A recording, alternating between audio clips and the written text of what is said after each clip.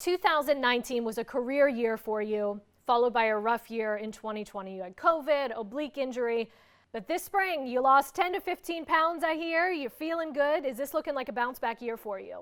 Yeah, I mean, I feel good. I feel like I did everything I could to prepare for this year. When it came to just kind of a new off season goals and new trainer and everything like that, just to kind of get back to my 2019 form. And, I feel like I'm prepared and ready to go. You've mainly been playing left field, but a little bit of right, a little bit of DH. Where do you feel most comfortable? Growing up, I kind of, played all over in the outfield. So, left or right field, I feel like for me is kind of where I fit, and feel like I continue to work on things out there, whether it's in left or right. And but yeah, I mean, I feel like wherever I'm at, if I'm playing, it doesn't really matter. So.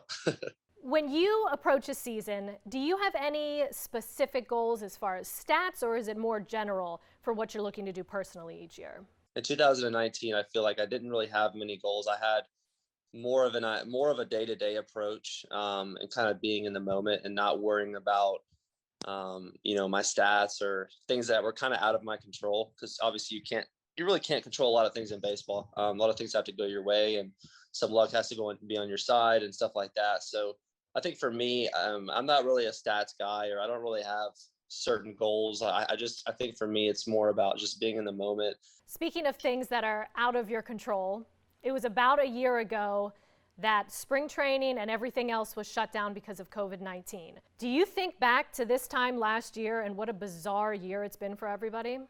It was a tough time for sure. I mean, for not only that us as athletes, but for everyone, obviously. And that was a really, really tough time, because I think for us, we live and breathe baseball, and for that to be taken away from you was definitely hard on a lot of people. But I think for me, trying to find the positives in it and being able to spend a lot of time with my wife, and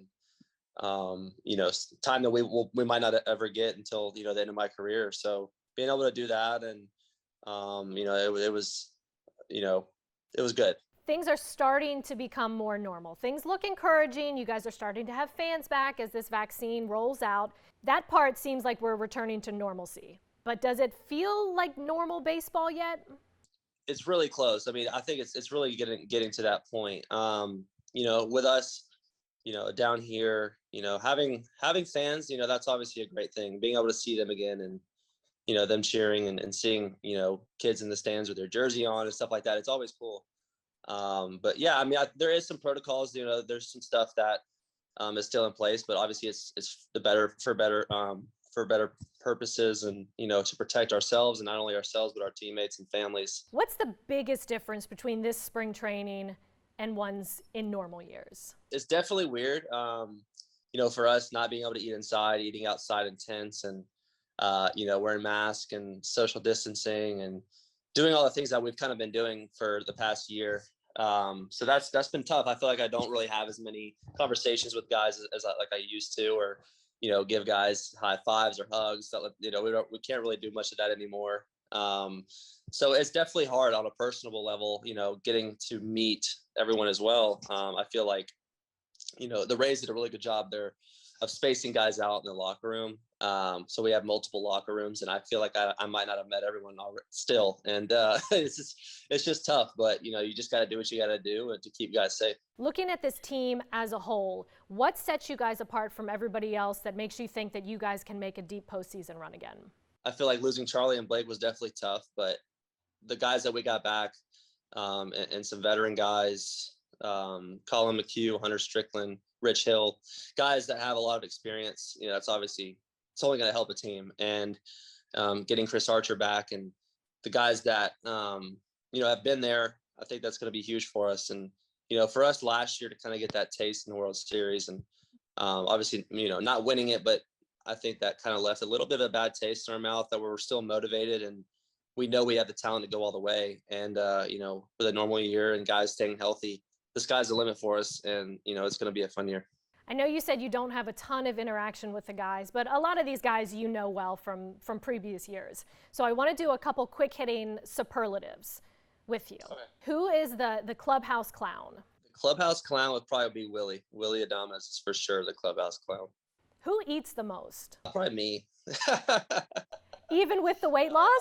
I could eat healthy and still eat a lot. Who's the wannabe singer, the wannabe guy who's always doing karaoke on the team?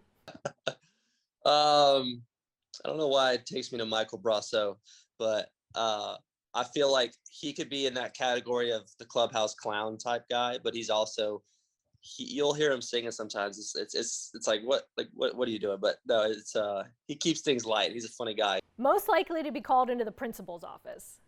Man, you're throwing some good ones at me. I think who would be a guy to get thrown in the principal's office?